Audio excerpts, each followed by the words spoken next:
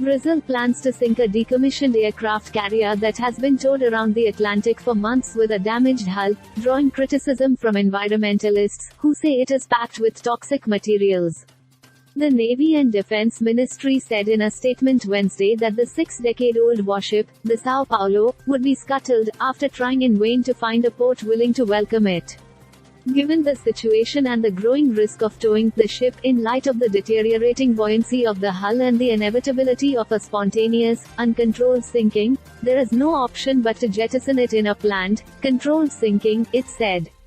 Environmentalists attacked the decision, saying the aircraft carrier contains tons of asbestos, heavy metals and other toxic materials that could leach into the water and pollute the marine food chain.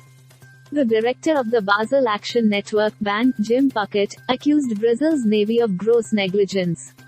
If they proceed with dumping the very toxic vessel into the wilderness of the Atlantic Ocean, they will violate the terms of 3 international environmental treaties, he said in a statement.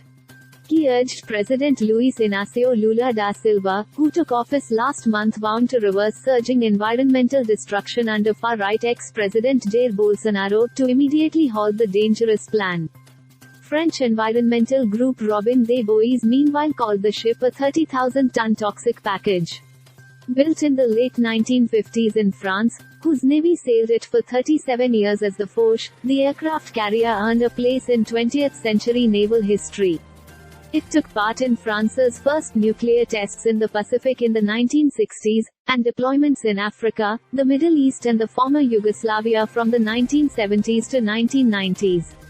Brazil bought the 266-meter, 873-foot aircraft carrier for $12 million in 2000. A fire broke out on board in 2005, accelerating the aging ship's decline.